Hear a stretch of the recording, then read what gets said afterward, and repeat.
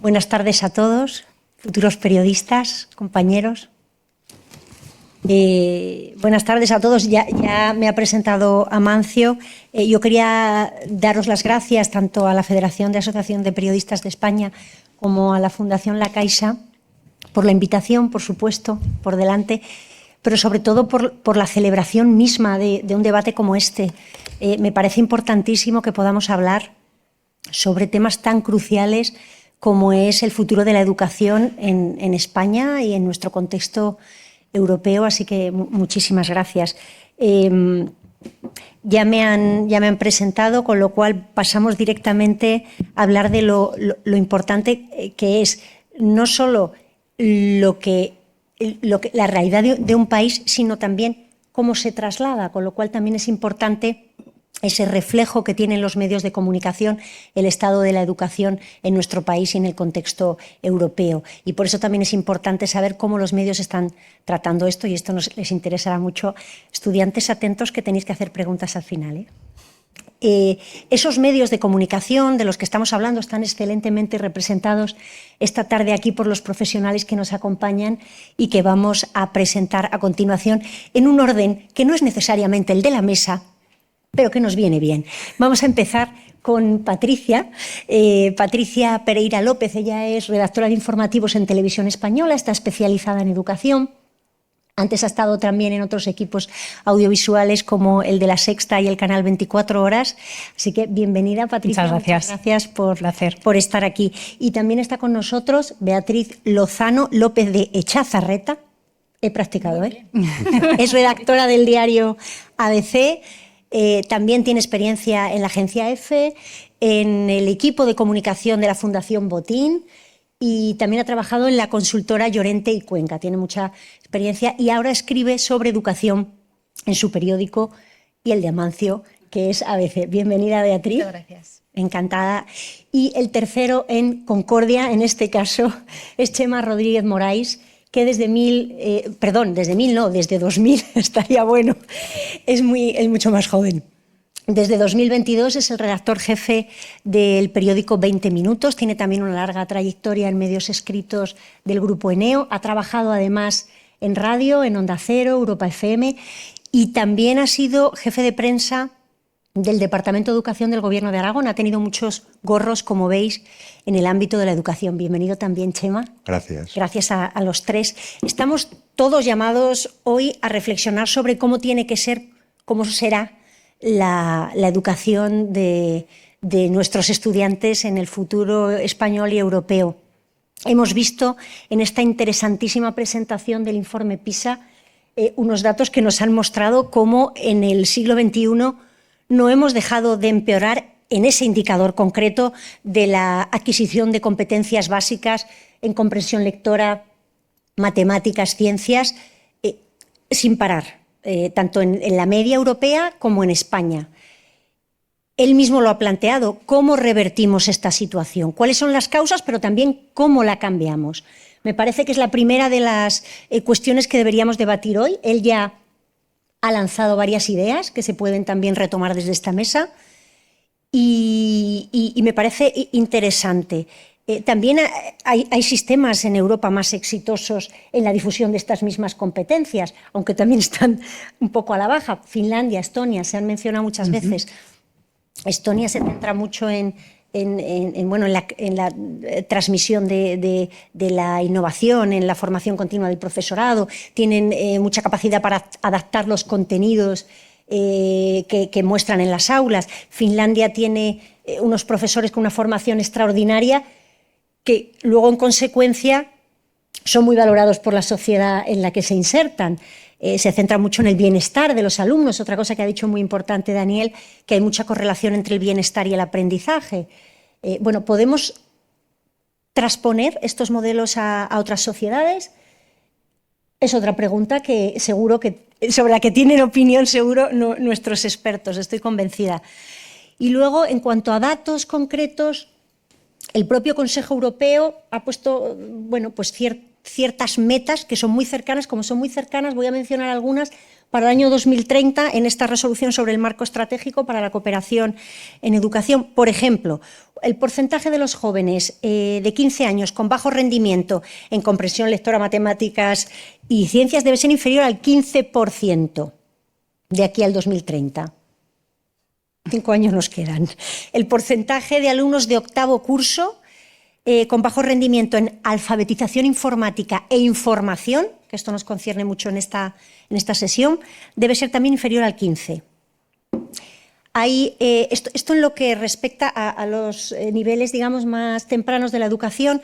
También hay otros datos para la educación de gente de mayor edad. Por ejemplo, que las personas que abandonan prematuramente la educación y la formación debe estar por debajo del 9%.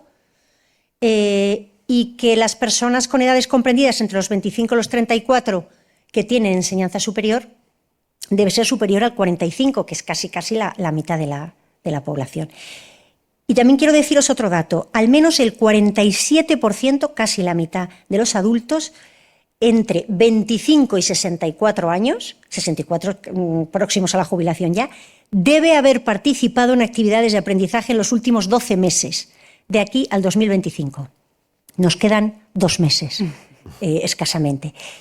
En suma, se trata de elevar el rendimiento, de ampliar el número de universitarios, pero a estos números que son, bueno, números cuantitativos, ¿cómo llegamos? ¿Cuál es el camino? Cualitativo. Si no podemos recorrer la senda finlandesa o esto, ¿cuál es el camino nuestro para llegar a esos resultados de desarrollo educativo? Y también una cosa que me parece interesante es que se está planteando una educación de por vida. Aquí esta concepción de la educación como algo que haces en una etapa y de la que luego te olvidas salta por los aires. Es decir, nos están invitando a que nos formemos durante toda nuestra vida, a que mantengamos ese long life learning anglosajón. Y este es otro concepto que me parece que es también interesante porque esto sí que es un cambio de modelo. Es decir, requiere cambios normativos, cambios culturales, sociales muy profundos, ¿no? También. Y por último me quería referir, como ha hecho también Daniel, que me ha parecido os ha apelado, espero que estéis pendientes y deseosos de contribuir también a que mejore en nuestra sociedad la educación. Pero desde el periodismo, ¿informamos lo suficiente sobre la educación? ¿Estamos transmitiendo de verdad la condición trascendental que tiene esta actividad para nuestras sociedades? ¿Podemos, desde los medios de comunicación, mejorar la concepción que se tiene de los docentes y, por tanto, contribuir a que sean mejores nuestros sistemas educativos? Ahí he dejado unas cuantas cosas para nuestros invitados que seguramente van a tener otras muchas cuestiones para ese debate. Ellos van a plantear durante 7 minutos unas reflexiones también sobre las que vamos a debatir todos luego. Todos vosotros también. Atentos, pensad preguntas, que queremos que participéis porque sois muy importantes, sois el futuro de la profesión. Así que vamos a empezar, si os parece, dando la palabra a Patricia, de Televisión Española, para que nos cuente qué quiere compartir con nosotros esta tarde. Bueno, muchas gracias, María. Gracias por invitarme. Me encanta ver a un público tan joven, la verdad. Estoy emocionada y encantada. Veréis, María nos ha pedido soluciones. Bueno, pues yo creo que tengo 6 soluciones que podrían mejorar la educación en un futuro, tanto en España como en la Unión Europea. Mi intervención durante 7 minutos me he cronometrado. Si me paso, me regañáis. Me he cronometrado. Pero voy a ir desgranando 7 elementos que creo que van a ser clave para en un futuro tener una educación mucho más justa, más equitativa y mucho más eficaz. Y si queréis, vamos a empezar ya, sin más dilaciones. Mirad, cuando yo por mi trabajo voy a clase, que lo hago con mucha frecuencia, a clases de colegios públicos y concertados de España, me encuentro que ya estamos ante la educación del futuro, pero con los recursos del pasado. ¿Y esto qué quiere decir? Pues que la educación ya no es como hace 30 o 40 años, como cuando yo empecé a estudiar. Ahora el punto de partida de la educación en España y en Europa es la diversidad. En clase nos encontramos con 20, 25 alumnos, con 30 alumnos, totalmente distintos, con diferentes nacionalidades, con diferentes lenguas maternas, con diferentes niveles socioculturales, socioeconómicos, y esto es, desde luego, un verdadero reto. Y también es una joya en bruto, porque realmente tanta diversidad es muy enriquecedor desde el punto de vista de la educación. Y os voy a poner un ejemplo. Tengo 2 hijos, uno de 4 y otro de 6, que han sido capaces de cantarme el cumpleaños feliz hace no mucho en 5 idiomas distintos. Eso, el chino incluido, me dejaron muerta. Entonces, eso es un valor indiscutible. Pero, ¿qué tenemos que hacer para que la diversidad, que ya es una realidad, porque antes podía ser muy puntual, pero ahora es la nueva normalidad? ¿Qué podemos hacer para que la diversidad que hay en las aulas sume y no reste? Los profesores lo saben muy bien. Los profesores, yo normalmente por mi trabajo hablo mucho con AMPE, que es el sindicato mayoritario de profesores aquí en Madrid y si no me equivoco también a nivel nacional. Y me dicen, mira Patricia, para que esa diversidad sume y no reste, tenemos que aunar muchos esfuerzos, porque nosotros ahora mismo tenemos un aula en la que muchas veces nos cuesta. Es más, según el último informe TALIS que salió publicado el lunes pasado, los profesores tardan de media en torno a unos 10-15 minutos en solo llegar a la clase y poner orden y captar la atención de los estudiantes. Eso significa que están tardando en torno al 15% de su asignatura solamente en mandar callar. Esto es un dato bastante negativo y yo le preguntaba, oye, ¿pero esto por qué es? ¿Porque los estudiantes son cada vez más indisciplinados? ¿No están educados? Y me decía, no, tenemos que pensar, y yo soy de las personas que creo que tenemos que tener una actitud optimista y más ante la educación. Yo creo que la sociedad evoluciona mejor, cada vez estamos más educados, pero es la propia diversidad. Los estudiantes llegan a las clases empapados de esa diversidad que les rodea por el mundo en el que viven. Entonces les es muy difícil conectar durante los primeros minutos con el profesor, pues porque el que tiene una lengua materna diferente tiene que cambiar el chip, porque el que tiene un nivel educativo distinto tiene que adaptarse. Entonces eso es un gran reto. Aún así, según el último estudio TALIS, que se publicó, como digo, el pasado lunes, dice que los profesores de España, comparados con el colectivo del profesorado de la OCDE y de la Unión Europea, tienen una vocación casi inquebrantable, o sea, están muy contentos y están muy satisfechos con su profesión. Entonces, ¿qué es lo que se necesita para que estos profesores puedan manejar el aula de una manera mucho más eficaz? Recursos.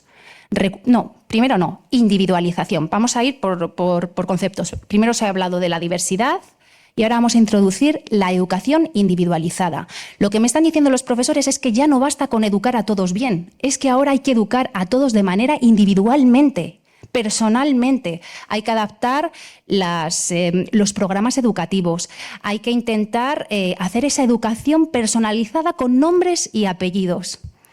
Pero claro, esto es difícil y además es que me dicen, hay estudios de científicos educativos que demuestran que la educación más eficaz es la educación que pasa por la personalizada, la individualizada.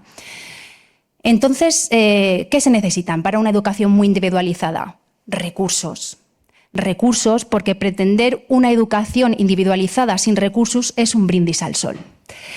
¿Y qué se necesita? Pues más profesores en las aulas, más orientadores, más clases de desdobles, más atención a la diversidad. España destina en educación el 4,3% de la OCDE, del Producto Interior Bruto, cuando la OCDE recomienda que se invierta casi un 5%. Esa diferencia en recursos va a ser la diferencia entre poder atender y no atender. Y ahora, después de la diversidad, después de la educación individualizada, vamos a hablar y después de los recursos, vamos a hablar de la inteligencia artificial, un concepto que está en boca de todos. La inteligencia artificial es ya una herramienta real y eficaz para poder conseguir esa educación especializada. ¿Pero para qué? ¿Para sustituir al profesor? No para sustituirlo, para aliviarlo. Para, por ejemplo, ayudarle con las actividades burocráticas o ejercicios burocráticos que tiene en su día a día y que le está restando tiempo de dedicárselo a sus alumnos. También, ¿de qué manera ayuda la inteligencia artificial? Pues de poder dar un feedback de cuál es el nivel educativo que tiene un estudiante en una asignatura en tiempo más o menos rápido para que luego ese estudiante no fracase. ¿En qué más? Pues en poder adaptar cada programa, porque sabemos ya que cada alumno aprende y tiene su ritmo de aprendizaje. En poder llevar en una clase 3, 4, 5 o 16 niveles distintos. La inteligencia artificial es esa herramienta que realmente funciona. Hace justo una semana entrevisté a Andreas Leiser, no sé si lo conocéis todos, pero para quien no lo conozca es el gurú de la educación en la OCDE, es el padre del informe PISA al que se refería nuestro compañero antes, y también está detrás del informe TALIS, que es como el informe PISA pero de profesores. Y yo le preguntaba, Andreas, entonces, ¿tecnología sí o no en las clases? Y me decía, hombre, Patricia, no hay que ser tan reduccionista. Dice, mira, te voy a decir una cosa. Dice, la mejor tecnología o la mejor inteligencia artificial que funciona en las clases es aquella que está presente pero no se ve. ¿Eso qué quiere decir? No es tanto la que utilizan los estudiantes, sino la que utilizan los profesores para valerse y poder adaptar la educación a cada uno de sus alumnos. ¿Pero qué ocurre? Aquí tenemos otro gran reto. Siguiente concepto. Se necesita formación. Hay pocos profesores que estén muy bien formados en inteligencia artificial, porque la gran mayoría de los profesores que están hoy en activo y que están trabajando y dando clases se formaron hace 10, 20, 30 o 40 años atrás, cuando no había ni digitalización, cuando no había ni inteligencia artificial y cuando mucho menos había tanta diversidad en las aulas. Entonces, ¿qué es lo que ocurre? Y también el informe TALIS demuestra que el colectivo de profesores españoles son los más reticentes a utilizar la inteligencia artificial en las aulas. Entonces yo le pregunté al gurú de la educación, Andreas Leiser, ¿y qué hacemos? ¿Cómo hacemos? ¿Cómo podemos formar a los profesores? Dice, pues sí, hay que formarlos.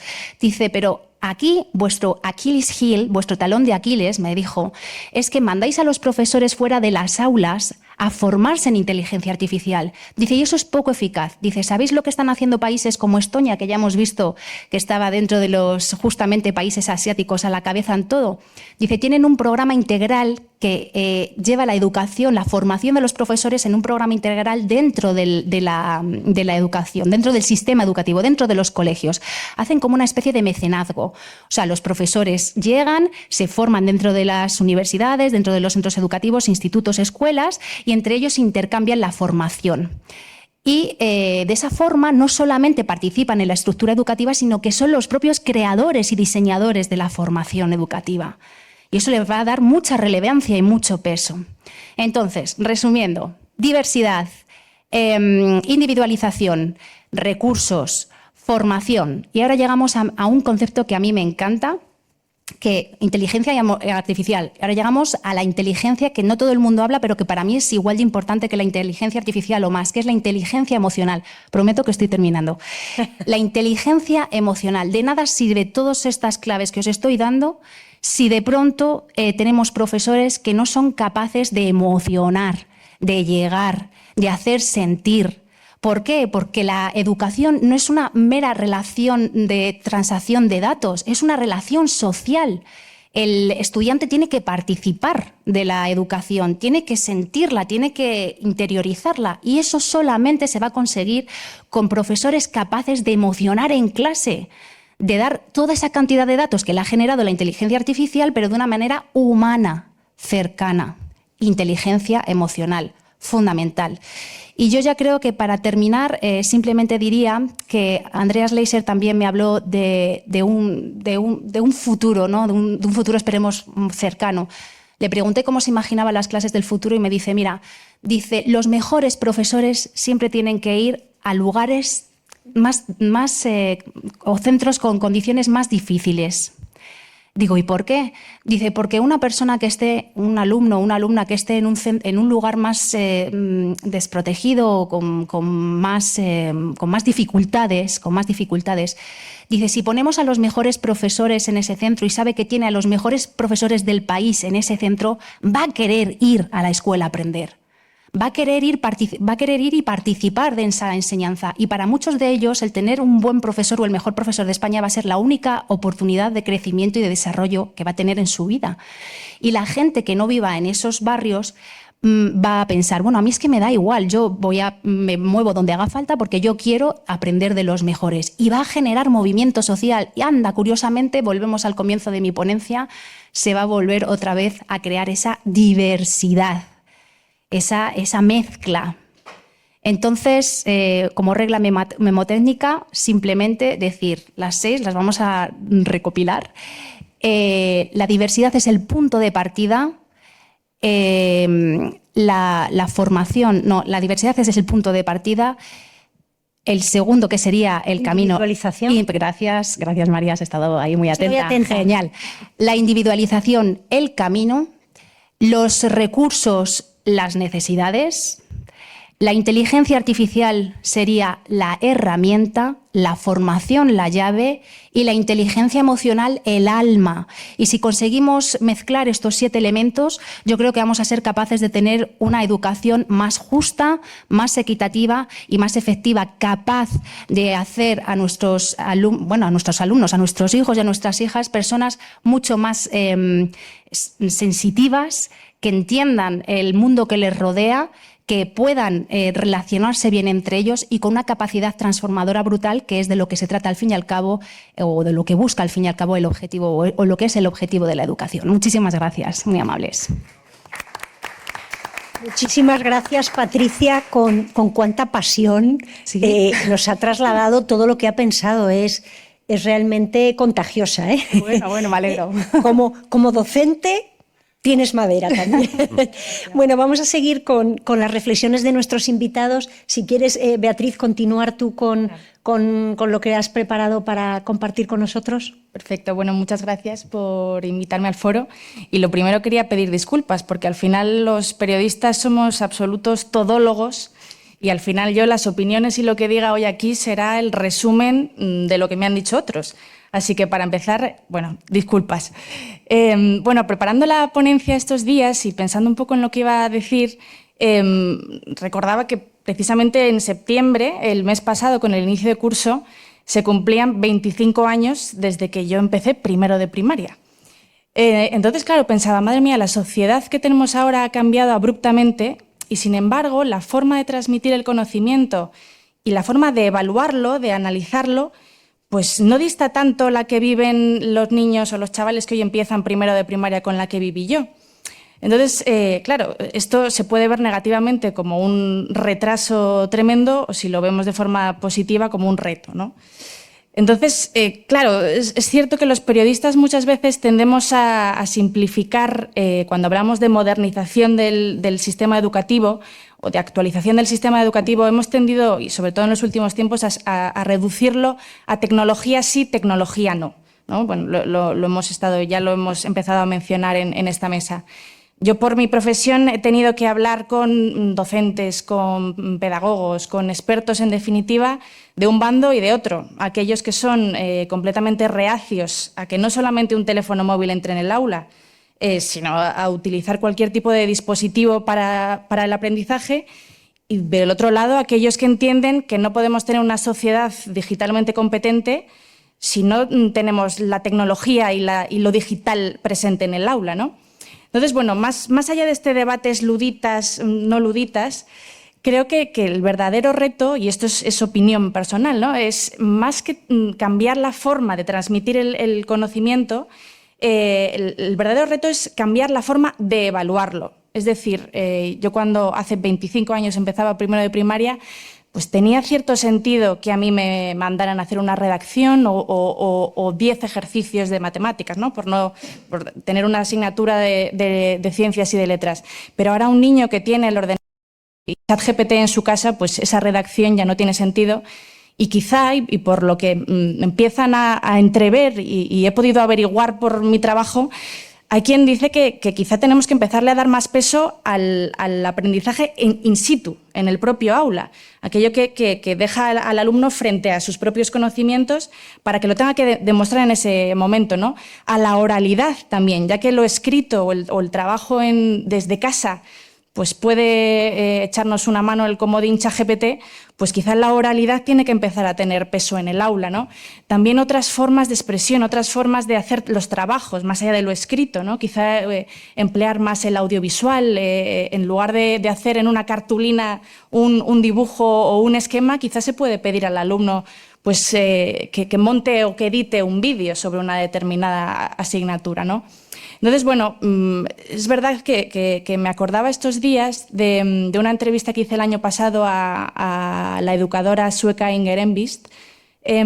Claro, ya lo resumían en una frase muy sencilla que a mí me pareció muy lúcida, ¿no? Que decía, hoy más que nunca el conocimiento tiene que estar en el centro de todo, ¿no? Tenemos que empezar a reformular las formas en las que evaluamos y medimos ese conocimiento, ¿no? Ella es muy crítica, por ejemplo, con lo que se ha denominado las nuevas pedagogías, ¿no? Que, entre otras muchas cuestiones, abogan porque la autoestima esté presente en el inicio de la evaluación del alumno, ¿no? Que tengamos en cuenta la autoestima a la hora de evaluar el alumno. Ella es crítica con esto, ella dice, no, la autoestima y el bienestar, un poco en la línea de lo que mencionaba Daniel Salinas, la autoestima vendrá y el bienestar del alumno vendrá después de los buenos resultados, ¿no? Si el sistema es eficaz, si el sistema funciona, la autoestima vendrá después. Entonces, bueno, esto también me llevaba a pensar que cómo no vamos a actualizar las carreras de magisterio, bueno, al antiguo magisterio, ¿no? Que ahora tiene otro nombre, educación infantil o educación primaria. Tenemos que repensar la forma en la que dan clases y evalúan los profesores, ¿no? Ese plan que estudiaban los profesores que yo tuve hace 25 años hoy no tiene ningún sentido, ¿no? Entonces, bueno, esta es una de las tareas que tienen pendientes nuestros políticos, modificar el plan universitario de los maestros del futuro. Y luego también, y me sale la vena más crítica periodística, creo que nosotros tenemos parte de la culpa de hacia dónde se está llevando el debate educativo. Quizá nos fijamos demasiado en determinados mantras o en determinados lugares comunes, y lo comentaba además con los colegas al principio, ¿no? Muchas veces el politiqueo, lo que nosotros llamamos el carril de la actualidad, nos aleja de tratar los temas pues, con más profundidad o ir a buscar modelos que están funcionando no solo en otros países, ¿no? No hace falta, aunque también irse a Estonia, sino igual hay un colegio público o un colegio concertado privado que está funcionando una determinada metodología y que quizás se pueda democratizar, ¿no? Le podemos dar voz para que esa metodología se expanda. Entonces, bueno, creo que, por ejemplo, la semana pasada, ¿no? Que hemos tenido una semana de actualidad tremenda, el tema de las ratios educativas, claro que es importante, estoy totalmente de acuerdo, ¿no? La individualización de la educación, pero en una sociedad con una crisis de natalidad galopante, en los primeros cursos ya estamos viendo que el número de alumnos por profesor desciende de forma natural.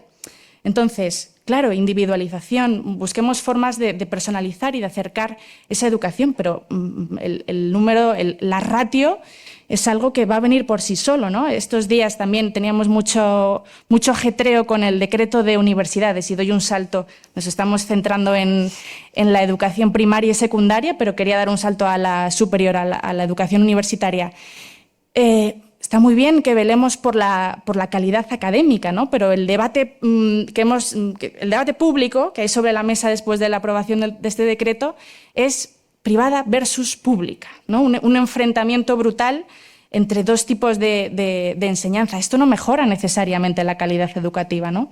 Entonces, pues lo que comenzaba a decir, creo que tenemos que salir los periodistas de determinados lugares comunes y determinados mantras y empezar a dar voz a aquellos expertos o aquellos conocedores de métodos que de verdad sirven, como decía Inger Envist, para poner el conocimiento en el centro. Y yo creo que ya está. Muchísimas gracias. Gracias, Beatriz. También han sido cosas muy interesantes. Vamos a estar vamos a tener que sintetizar mucho para poder avanzar.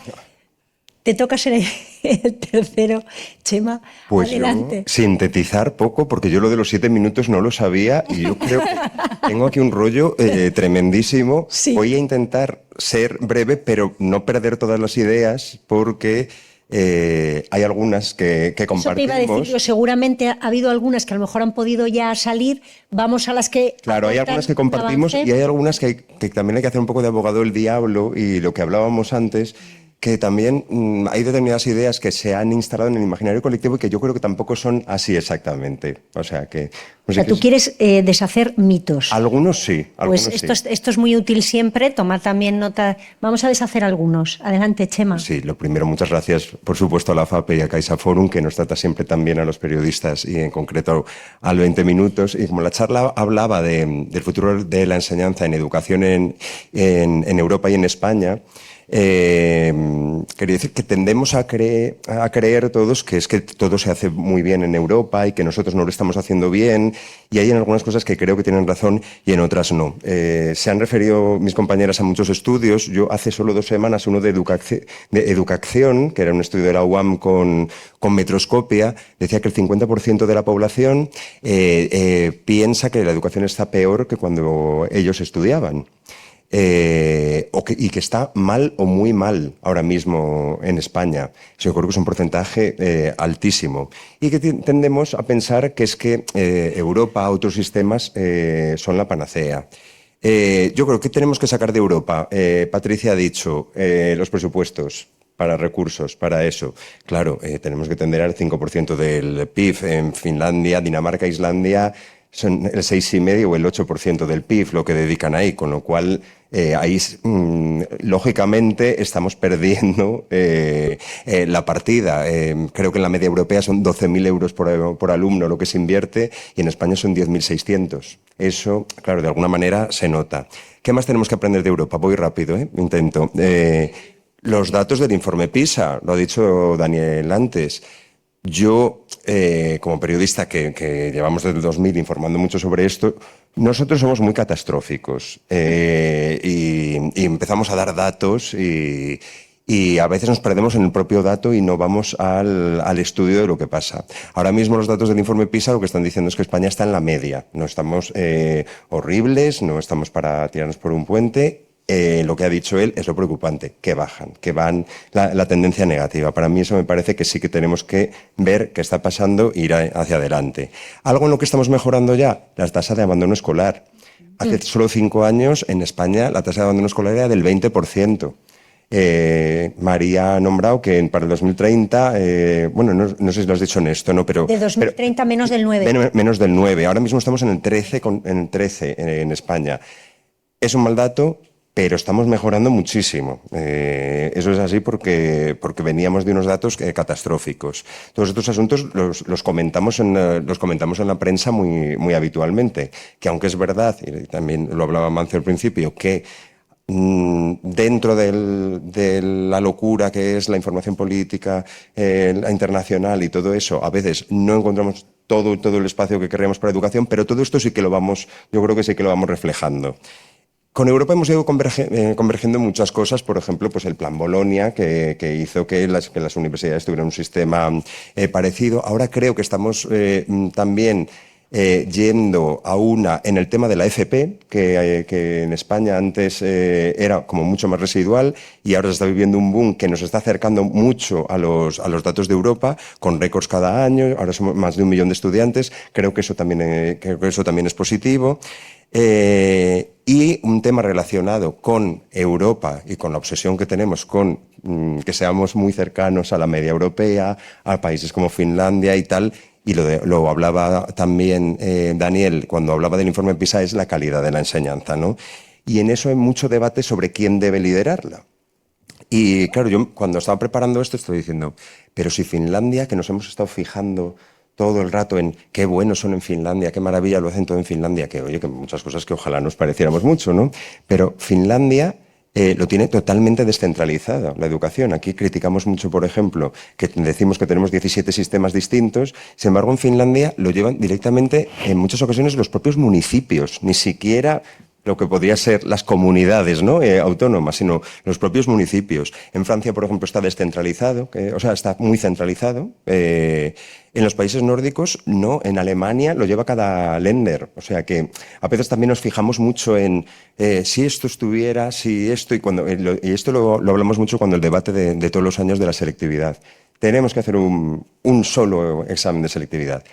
A mí me parece que eso es, a mí personalmente, muy complicado cuando ahora mismo el 40% del currículo de lo que se estudia en las aulas es autonómico. Claro, si fuera el mismo examen, tendríamos que preguntar solo por ese 60% que es común y dejar fuera todos esos contenidos que la comunidad ha puesto por algo y que es una riqueza también de ese alumnado. Esto lo he dicho, la selectividad. Y estos son un poco los temas que nos emparentan con Europa, España, Europa y tal. Entonces me voy a centrar un poco más ahora en España. Yo creo que, y esto lo hemos comentado nosotros antes y lo ha comentado Beatriz, nos estamos fijando mucho en lo que es más político, cuando informamos sobre educación, en los presupuestos, en las leyes que cambian continuamente con cada partido que llega al poder. Y eso crea pues cierta esquizofrenia, por supuesto no solo en los medios, sino que en las familias, que además tenéis que ver cómo cambia de pronto muchas cosas dentro del aula, ¿no? En ayudas para becas, en tendencias o en modas como pueden ser la digitalización y la tecnología en las aulas, bueno, que es que hace 5 años estábamos diciendo que por favor que se introdujera, que se hiciera todo con tablet y ahora tiene que ser que todo salga y no haya ni una pantalla. Y esto lo estamos haciendo los medios también. O sea que ahí tenemos que entonar también el mea culpa, yo creo, ¿no? Y bueno, y cosas que les interesan muchísimo a las familias, por ejemplo, como son los currículos o los contenidos específicos que se daban en clase. Pero luego vamos, porque yo, claro, provengo, ahora estoy de redactor jefe en el 20 Minutos, pero yo provengo de la prensa autonómica. Yo he sido redactor de educación en el Heraldo de Aragón y luego también he sido jefe de prensa en el Gobierno de Aragón de educación. Y luego vamos a la prensa autonómica y nos encontramos otra realidad muy distinta, que es qué les interesa a los hogares con hijos. Y desde mi experiencia de la consejería, ¿son todos estos temas? Sí, pero al final lo que más interesa es lo inmediatamente más cercano. Yo creo que, y Patricia me lo puede decir, ¿no? Como padre de familia. Vamos, y me refiero sobre todo a 3 o 4 asuntos. Yo cuando empecé a hacer información de educación identifiqué uno que es, crucial, que es la escolarización. O sea, cuando tú empiezas a ser redactor de educación, y corregirme, pero yo evito a los padres y madres de que tienen hijos de 3 años, porque eso de a ver dónde va a ir mi hijo, si tiene los suficientes puntos, si puede sumar para ir a este o a este, las visitas a eso. Bueno, a mí me parecía el terror cuando empezaba la escolarización. Identificaba en la redacción a las madres que tenían hijos de 3 años y no comía con ellas esa semana. Y tengo amigas y quiero mucho a los niños, pero pues que te van a freír a preguntas. Otro asunto que Beatriz lo ha comentado son las ratios. Todos convenimos en que cuanto menos, y ha hablado también Patricia de esa individualización, que cuanto menos alumnos haya en la clase, pues va a ser la educación más individualizada, por tanto mejor. Y hemos hablado antes del estudio que decía que la mayoría de la población cree que la educación era mejor en su época, pero es que yo en la mía éramos 45 en clase. Y yo creo, y de verdad, que en mi clase ha salido gente muy brillante. Entonces, igual no hay que ir tanto, y lo ha apuntado Beatriz, a que haya menos gente en las aulas, porque ya la hay de manera natural, sino a cómo se hacen las cosas en ese aula. Y ahí también lo que ha apuntado Patricia de la inteligencia emocional, la inteligencia artificial, las otras maneras, creo que son más importantes que la obsesión que tenemos ahora mismo con las ratios. Yo, como la semana pasada no he estado, pero me he enterado, Me he enterado. El tema del horario, que ha ganado también muchísima presencia en estos últimos años y en la prensa autonómica, ha sido también una auténtica locura. Porque, por ejemplo, en Aragón hace como 8 años empezaron los propios colegios a votar si querían una jornada continua o querían continuar con una jornada partida, y la mayoría de ellos ganó la jornada continua. Y ahora también se está revirtiendo, como estamos hablando con lo de la tecnología. Y eso ha sido una cosa que va más allá de la educación, porque es que creo que ha creado crispación y fricción en los propios colegios con las familias que se han peleado porque unos querían unas cosas, otros otras, y el tema del horario en la prensa autonómica ha tenido muchísimo protagonismo. Y algo que, claro, que preocupa mucho a la sociedad y está ahora mismo en los datos del informe PISA es el bullying, claro, por supuesto, con las nuevas formas de acoso que hay a través de las nuevas tecnologías, la dificultad de ponerle coto y tal. Y bueno, tenía apuntado también eso, que el profesorado esté listo, que el profesorado esté formado, y eso ya lo ha apuntado Patricia. ¿Qué tienen en común todos estos asuntos? En mi opinión, yo creo que es que cuando estamos informando de educación, como cuando informamos de casi todas las cosas los periodistas, es que la mayoría son negativos o tenemos un dato que es negativo o comparable con algo que sale mejor que nosotros, ¿no? Y que nos ha llevado a pensar que la educación es mala o muy mala, como decía este propio estudio, o hemos identificado la educación con problema, cuando es todo lo contrario, cuando la educación es solución, cuando la educación es algo bueno. Y algo que tenemos que hacer, que no estamos haciendo, y que esto es culpa de esta mesa y de todos nuestros compañeros, es buscar las historias detrás de la educación, ¿no? Como lo hacemos casi en cada sector, y las hay, más allá de los clásicos que nosotros siempre sacamos, ¿no? Como el que saca mejor nota en selectividad, ¿no? Que está muy bien, que lo vamos a hacer todos los años.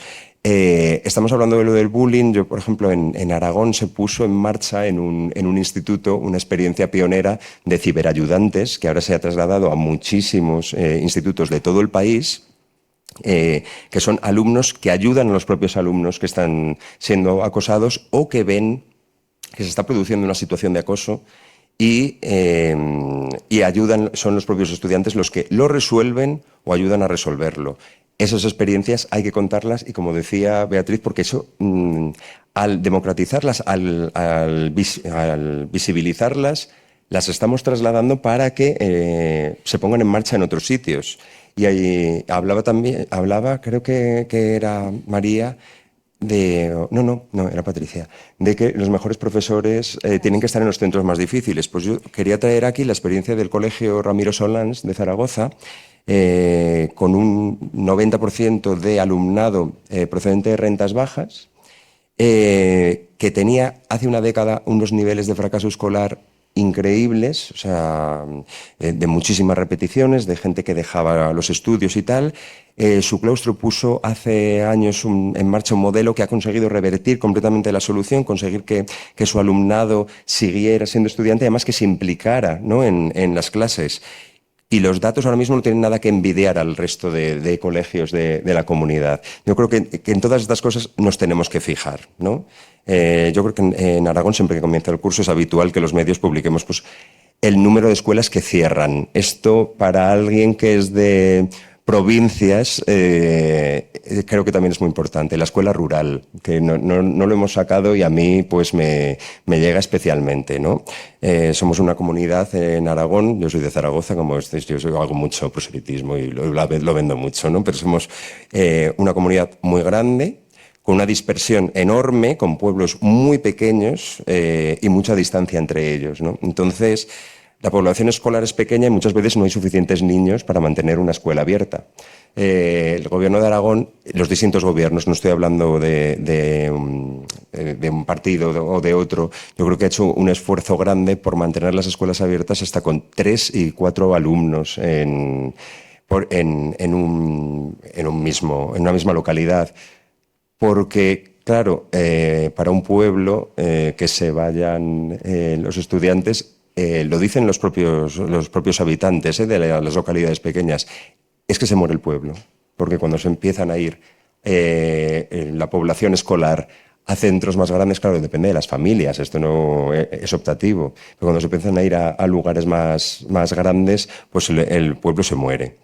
Y pues eso pido yo, ¿no? Desde mi experiencia, ¿no? Por supuesto, no olvidar los grandes asuntos que nos atañen, las leyes, todo lo político, el carril que hemos dicho que tenemos que abrazar y tal. Pero los temas de educación y sanidad, yo desde luego, desde mi experiencia, son demandadísimos y que no podemos olvidar lo que está más cercano a las familias y contar también las historias de éxito.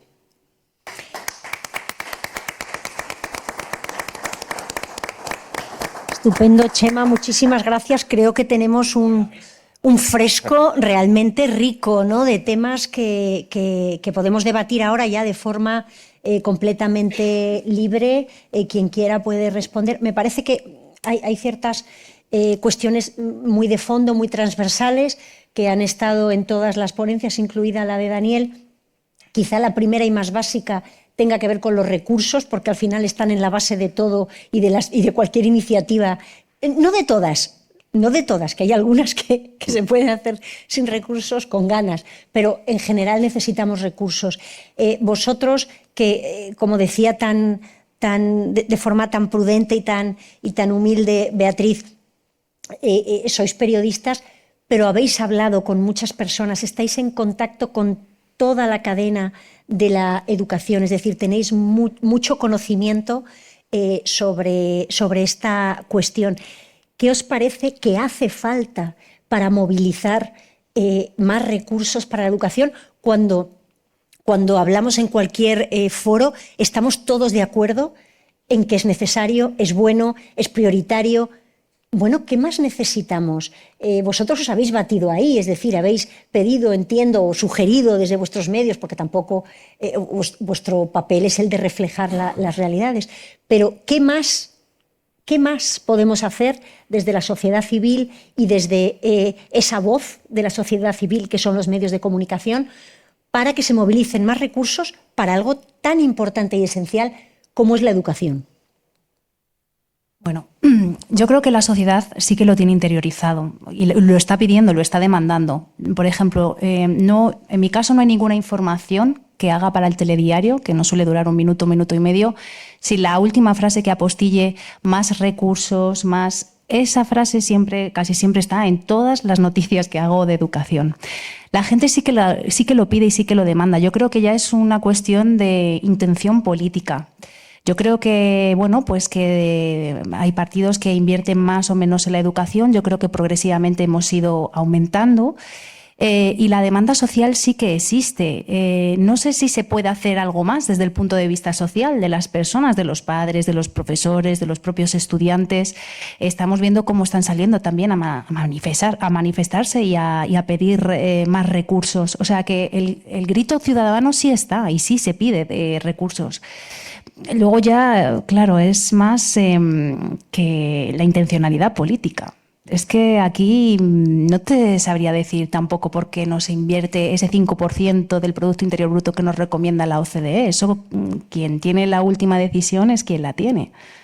Por mucho que la sociedad lo pida, que ya lo está pidiendo, y me consta que lo lleva pidiendo desde hace muchos años atrás, no solamente ahora, pues poco más se puede hacer. Nosotros seguir insistiendo y un poco lo que decía Chema, ¿no? Poner ejemplos humanos, reales, de cómo la inversión sí puede cambiar realmente una realidad de un centro educativo. Como pues a lo mejor algunas veces ni siquiera con grandes inversiones, sino pues, mejorando la organización de los recursos, porque muchas veces pensamos más recursos. Bueno, es que a veces ni siquiera ya no es una cuestión de dinero, es una cuestión de que los profesores pues se organicen quizás de otra manera o que... O sea, no una cuestión ya tanto económica, sino una cuestión más de funcionamiento del propio centro. Y lo que decía Chema, ¿no?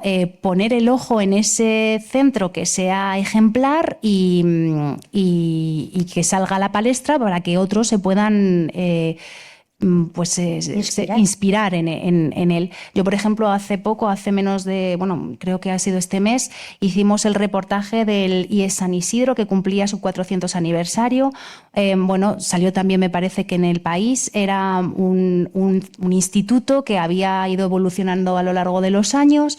De él habían salido personalidades importantísimas. Había estado incluso estudiando el Rey Emérito. El Rey Emérito, me estuvieron contando, se formaba en Palacio y luego tenía que examinarse en el Instituto San Isidro, y de ahí han salido también 4 premios Nobel. Y entonces, Lope de Vega. Claro, entonces, allí. Claro, entonces, ¿cómo ha ido evolucionando ese instituto a lo largo de los años y para seguir siendo puntero?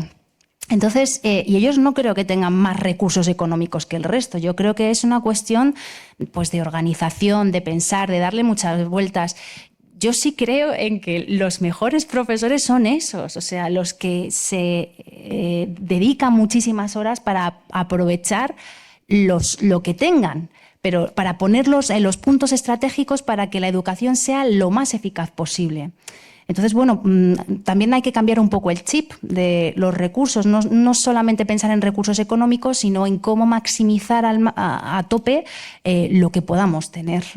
Muy bien, ¿queréis aportar algo también sobre esta cuestión presupuestaria? Bueno, yo quería apuntar que, claro, si los recursos, los insuficientes que podemos tener, los dedicamos precisamente a cambiar si hay un cambio legislativo, gran parte del recurso se irá a transformarlo todo. Entonces, es un recurso desaprovechado, ¿no? No necesariamente tiene que ser cuantitativo, sino más cualitativo. Es decir, si tienes una legislación que cambia con cada cambio de gobierno, pues gran parte de los recursos se tiran por la basura. Y luego también quería apuntar, más que como solución, quizá como causa. Al final, esta tensión de las comunidades autónomas con el gobierno central, cuando no coincide el signo político, se va a reprochar uno al otro lo poco que se invierte y finalmente se termina por no invertir, ¿no? Entonces, esa quizá es una de las causas. La solución, pues efectivamente, intención política, pero no lo veo complicado.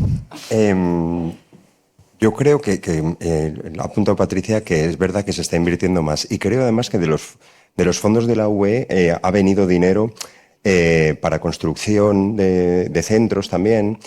Y para becas. Ha venido también para FP.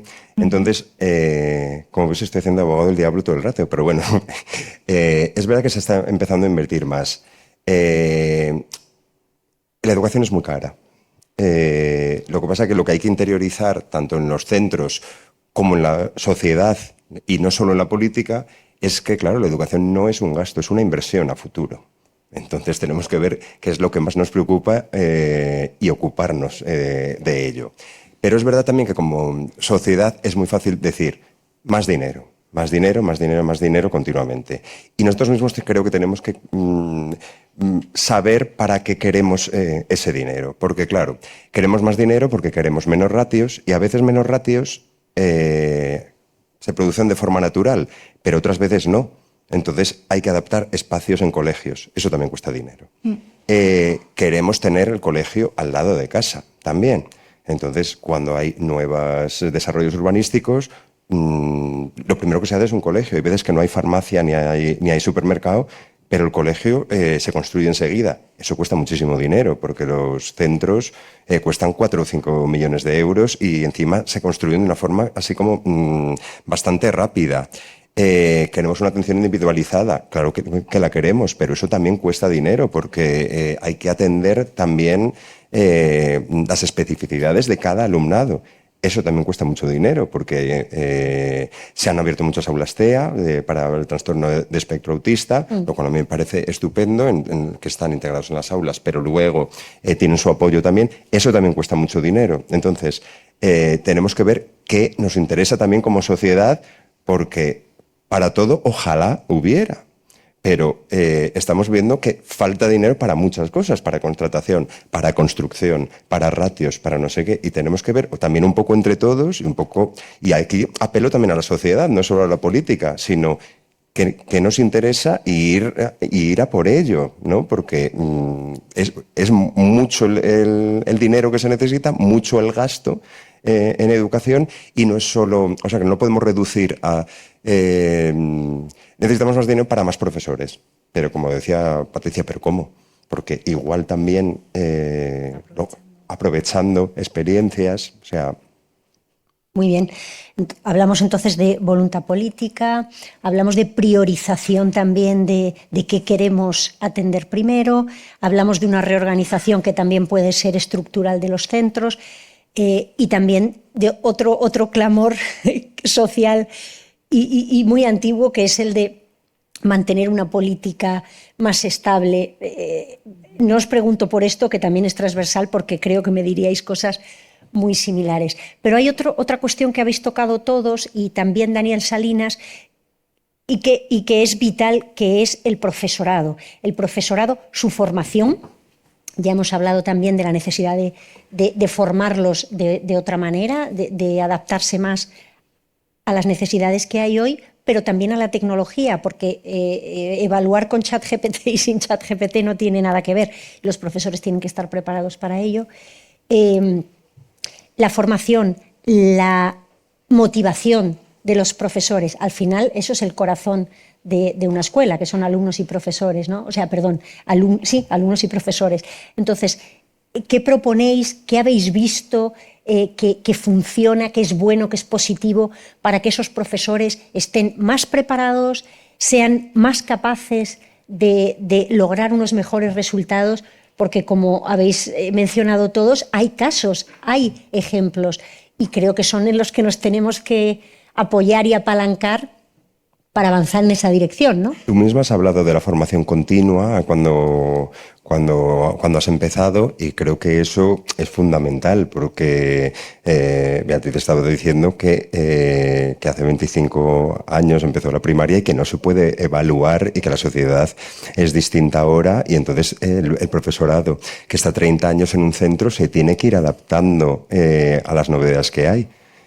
Seguir formándose. Seguir formándose, y de algunas de las experiencias que he visto yo, he visto Erasmus entre centros, y eso me ha gustado también mucho, porque eso ha hecho que docentes de un centro vean experiencias que se están haciendo en otro y vean si funciona o no, porque, claro, el alumnado también es muy distinto en cada sitio. Cuando hablamos, es que yo soy muy escéptico con esto, pero cuando hablamos de lo de Finlandia decimos, es que el alumnado es muy distinto, es que no podemos aplicar lo que se hace en Finlandia aquí, porque no tiene nada que ver. Igual en recursos sí, y en muchas otras cosas sí, pero no exactamente en lo que es el modelo. Y aquí pues pueden haber modelos que funcionen en todos los centros y cosas que no, porque el alumnado pues puede variar, esa diversidad de la que hablaba Patricia también. Pero, por ejemplo, a mí esa experiencia del Erasmus entre centros me ha parecido siempre que era como muy, muy enriquecedora. A mí me ha sorprendido del informe Thalys lo que me dijo también Abelardo de la Rosa, que era el secretario de Estado por la Educación, y me decía, es que tenemos buenos datos en cuanto a la vocación del docente.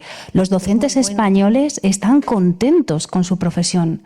Están satisfechos y tienen mucha vocación. Eso es, yo creo que, bueno, eso no lo podemos perder de vista, porque a nuestros profesores les debemos mucho. Entonces, a mí me enorgullece que precisamente el colectivo docente español sea de los que más contentos están. Y lo que me decía Andreas Leiser en cuanto a la formación era un poco ese programa de mecenazgo, que es un poco lo que debes de decir tú, de decir, es que no se puede mandar a los profesores a hacer cursos de lo que sea sin estar conectados con el propio centro, con la propia universidad. Hay que hacerlo de tal manera que entre ellos se relacionen, que entre los mismos profesores, tanto a nivel nacional como a nivel internacional, tengan una relación íntima y estrecha para ver qué funciona y qué no, más una relación casi de colegas, de decir, oye, en tu centro ¿qué está funcionando? Porque yo tengo esto, y aquí pues no estamos siendo fructíferos, ¿no?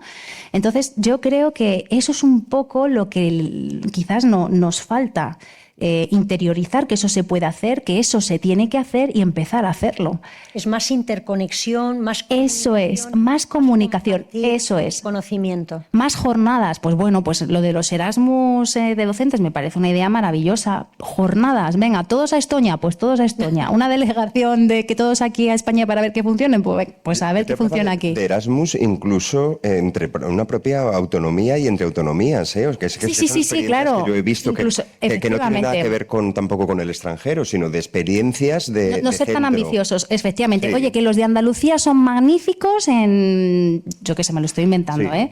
Pues todo el mundo para Andalucía para ver cómo funciona y cómo hacen eso. Oye, pues que, mira, justamente los gallegos son... Y hacer ese tipo de Y intercambios. además, precisamente de lo que hablas, de que porque el profesor es una profesión muy vocacional y es verdad que la mantienen intacta, pero a veces están un poco desmotivados. O sea, una cosa es que tengan la vocación y otra cosa que es la desmotivación. Pero- Y ellos, en cuanto les das la herramienta y eso y tal, están encantados de hacerlo. Encantados. Es que es lo que te iba a decir. Mira, yo por las entrevistas que he hecho a muchos profesores se quejan casi siempre de lo mismo y es que nos exigen que hagamos esto, pero es que luego no se nos tienen en cuenta a la hora de desarrollar los programas educativos, en las sectoriales que se hacen, ¿no?, con las comunidades autónomas. Oye, es que ya se han aprobado ciertos borradores y no se ha tenido en cuenta la opinión del profesorado. Entonces, pues hombre, eso yo creo que tiene que cambiar, hay que tener en cuenta la opinión de los expertos para ver qué valoraciones pueden hacer sobre unas decisiones u otras. Y también una cuestión que por los expertos también que entrevisto en el periódico habitualmente, Lucas Gortázar es uno de ellos, que seguro que... él reivindica mucho, y hoy hemos estado viendo los datos de la OCDE y PISA, en España nos falta medir más pormenorizadamente todo. Es decir, muy bien y lo tenemos que hacer y eso es labor periodística, hablar de estos casos de éxito, de institutos que funcionan, pero ser capaces también de medir y de cuantificar aquello que funciona para poder tener la evidencia científica y trasladarla.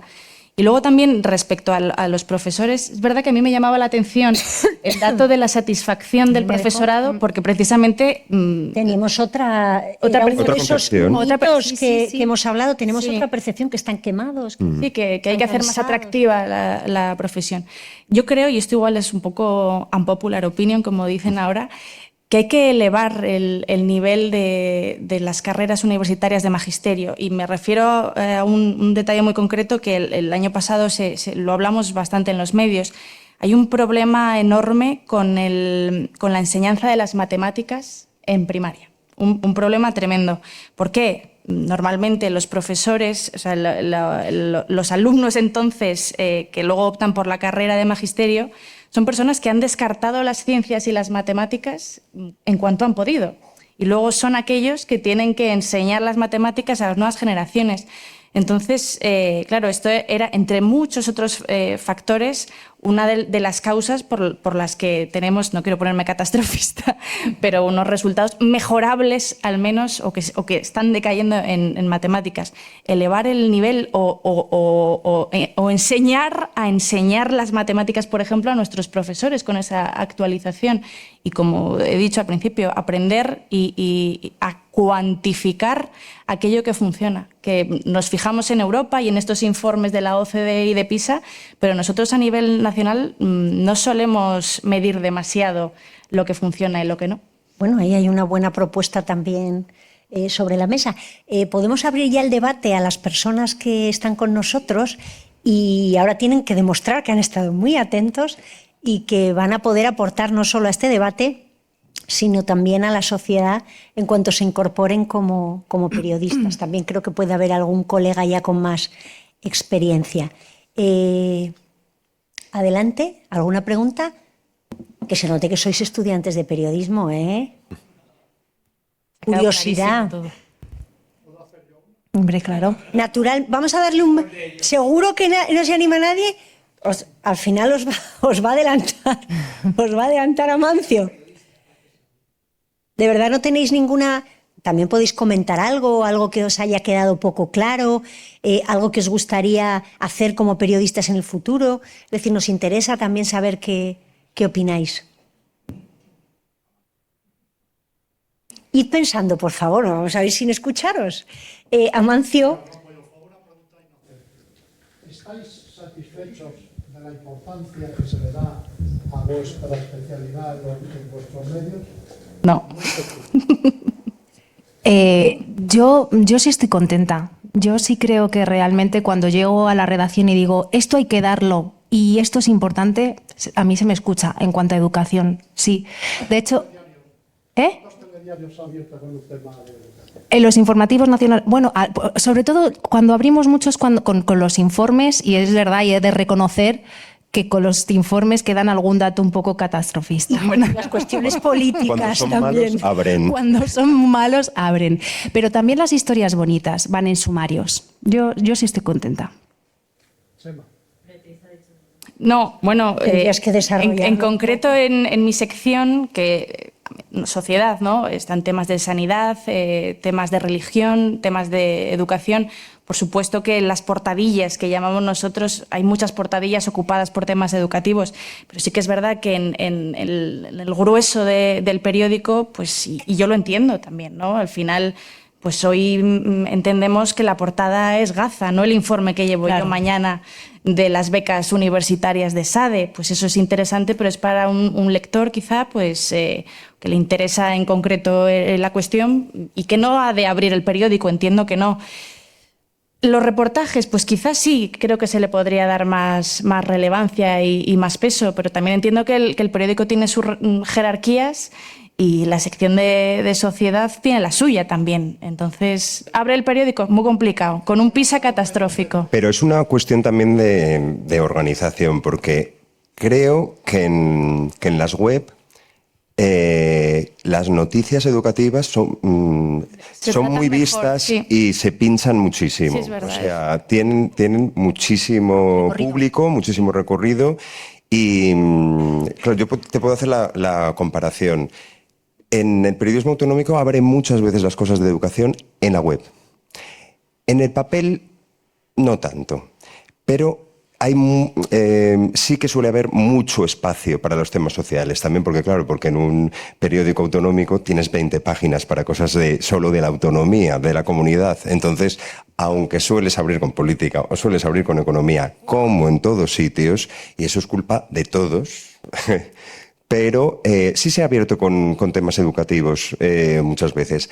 Aquí es muchísimo más complicado a nivel nacional porque pues, lo que está apuntando Beatriz y de lo que todos somos muy conscientes, hoy se estaban liberando a los rehenes en Gaza.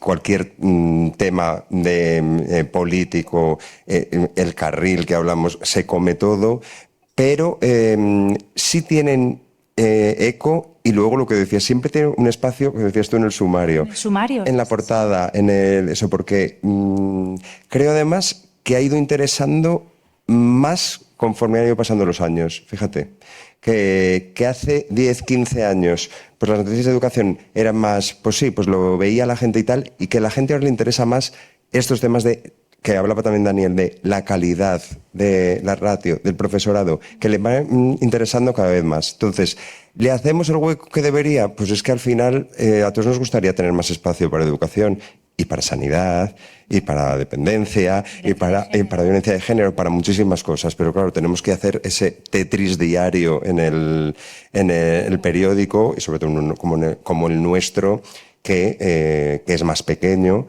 y tenemos que intentar que quepa todo, ¿no? Pero creo que sí se le hace hueco y que tiene cada vez, que yo creo que la gente cada vez está más interesada en ello. Y que es verdad que en cuanto hemos empezado a medir a través de los datos web lo que se pincha en las informaciones, creo que esto también ha abierto los ojos. Es verdad lo que dices de la web, o sea, son temas que las familias se los comen al inicio de curso, ¿no? O sea, son unos datos tremendos, pero creo que en el papel, pues por cuestiones evidentes, pues no puede abrir un periódico tan fácil. Luego también en las redes sociales, porque nosotros damos continuidad a las noticias muchas veces, no solamente en el telediario, sino que luego se suben y nos damos cuenta de que en redes sociales también funcionan. Y sobre todo Y se comentan. y se comentan, y más sobre todo cuando están personalizadas, cuando aparece, cuando se le pone nombre y apellido para ejemplificar de lo que estamos hablando, eso le gusta mucho al lector y al espectador.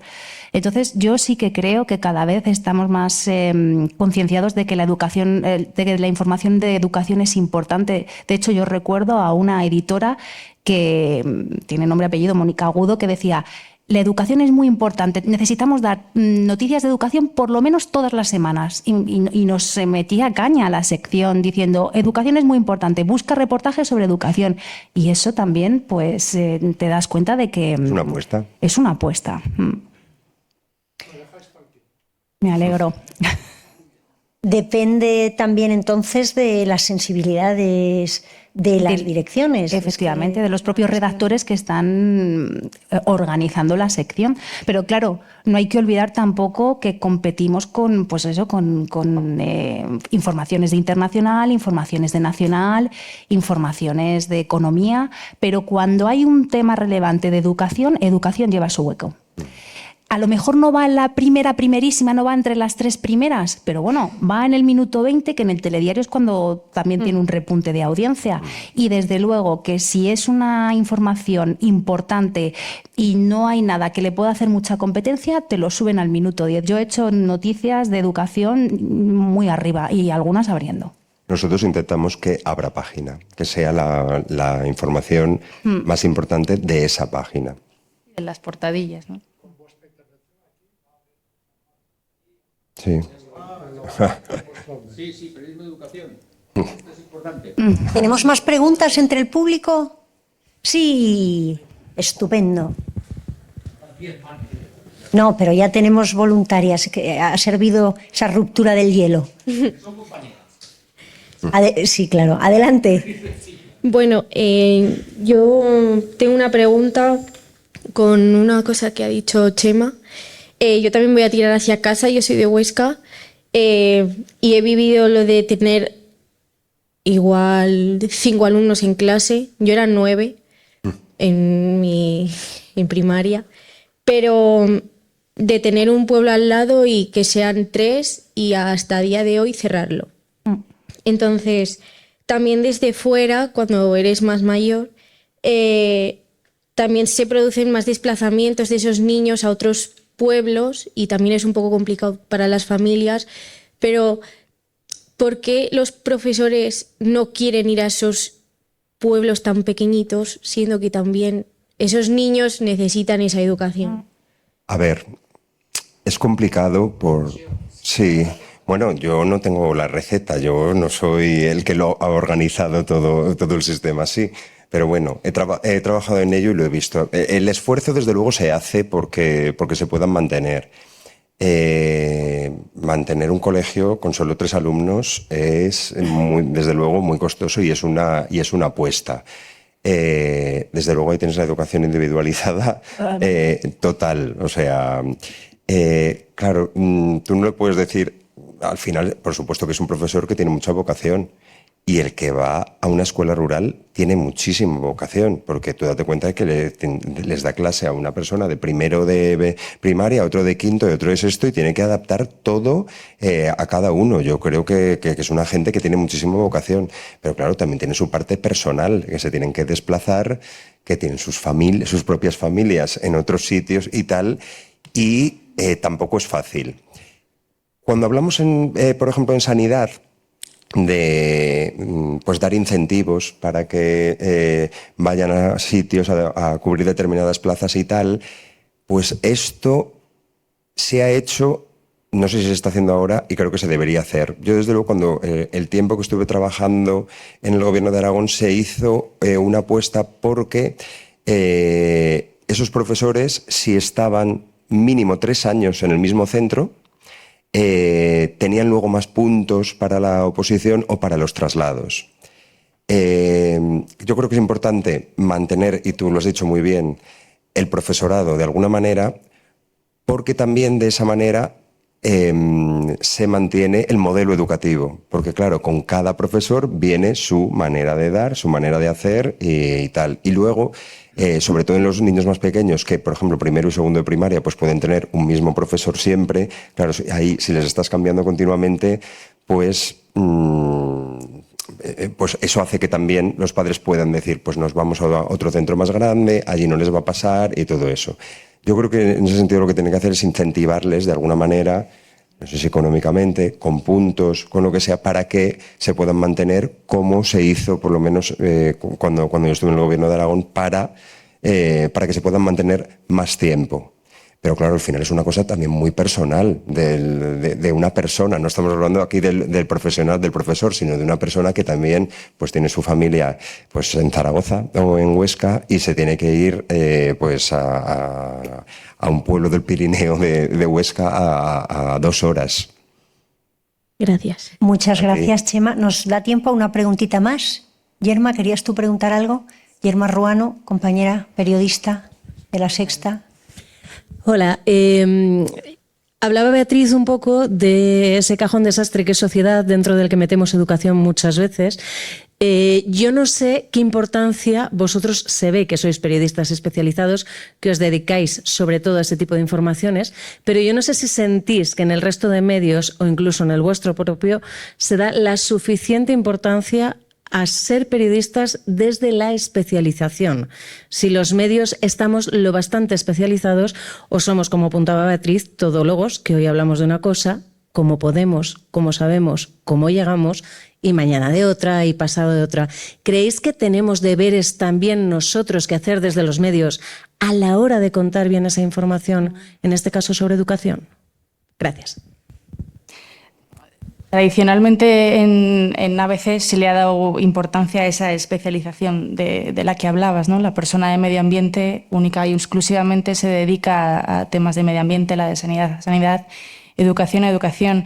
Pero la realidad es que con el panorama de los medios que tenemos, a mí también me toca, si hay una Dana en Valencia, remangarme y empezar a buscar reportajes debajo de las piedras que no necesariamente están relacionados con la educación.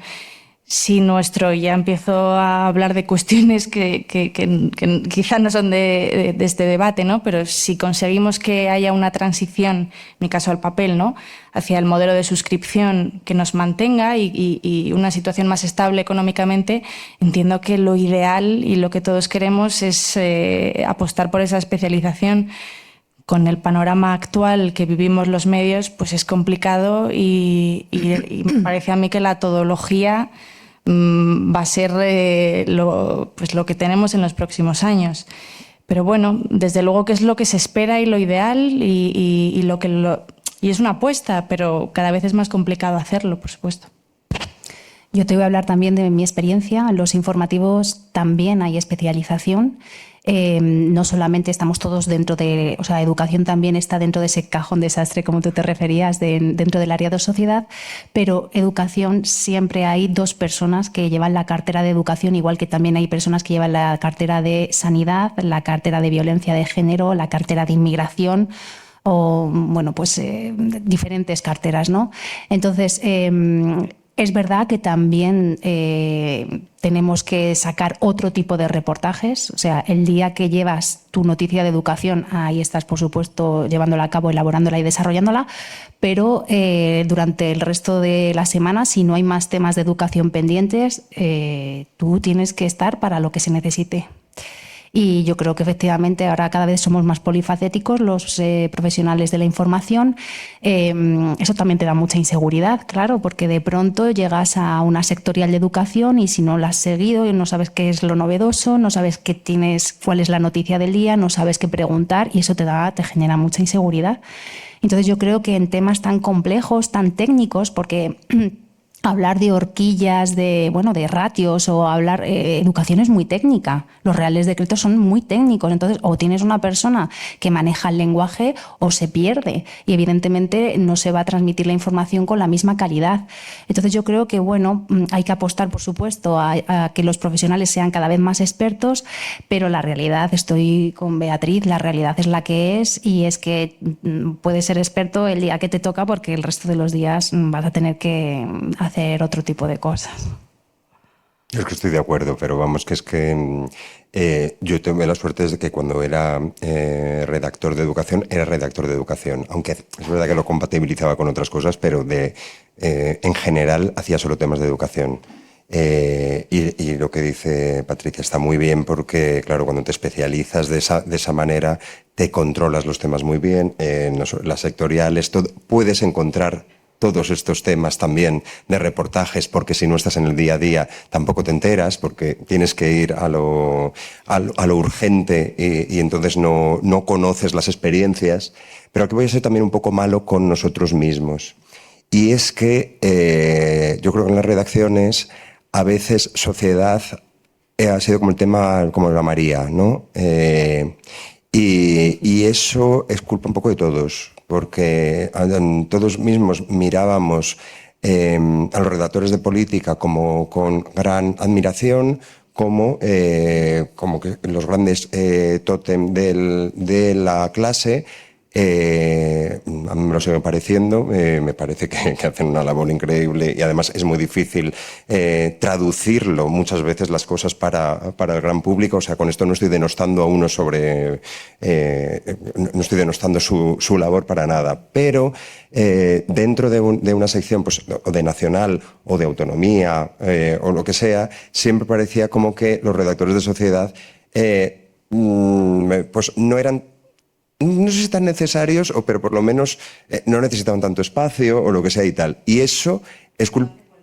Sí, y eso es culpa de todos, porque luego pasas a una persona a hacer educación y dices, bueno, madre mía, lo que hay aquí. Es muy técnica, muy técnica. O sea, hay muchísimo, porque es lo que dices tú, las leyes, el profesorado, universidad, tiene muchísimo. Entonces, y eso ha sido una concepción que hemos tenido los propios periodistas en las redacciones. O sea que eso creo que es culpa nuestra también. Y no estoy hablando de jefes, estoy hablando de nosotros. Muchísimas gracias. Me parece de verdad admirable la posición tan autocrítica, tan analítica, tan honesta que han tenido estos tres periodistas. Me parece realmente admirable. Creo que nos han dejado reflexiones interesantísimas. Y yo poniéndome ahora el gorro de directora de comunicación de la universidad, sí quiero recoger esas propuestas que habéis hecho de informar más de educación y no de política educativa, porque eso desde los centros educativos yo creo que también lo percibimos. Y quiero pues concordar con vosotros y animaros a que vayáis por esa vía de contar también iniciativas, investigación, historias, buenas experiencias que sean inspiradoras para todos, ¿no? Quiero daros las gracias a todos, a ellos. Un aplauso. Que son muy buenos, ¿eh? Gracias a todos por venir aquí. Por supuesto, gracias a la Fundación La Caixa por su amable hospitalidad, a la FAPE. Yo quería terminar diciendo nada más que me parece que todo debate, toda acción, todo esfuerzo en pro de robustecer los sistemas de educación son pocos porque probablemente lo más valioso que tiene una sociedad es su educación. Yo creo que no hay mina ni tierra rara que lo pueda igualar. Y de hecho todos conocemos países que son inmensamente ricos en este tipo de materiales preciosos, pero no son los que mejor desempeño tienen. Los países que prosperan, los que crean, los que innovan, los que crecen, son los que tienen buenos sistemas educativos y poblaciones formadas. Entonces es un recurso que no es como el oro, que lo tienes o no lo tienes. Está a nuestro alcance, vamos a cultivarlo, vamos a cuidarlo porque merece la pena y eso es labor de todos nosotros. Así que os animo y os emplazo al próximo encuentro organizado por la FAFE, que será en este mismo lugar el día 3 de noviembre y hablará de salud. Muchísimas gracias y hasta siempre. Gracias.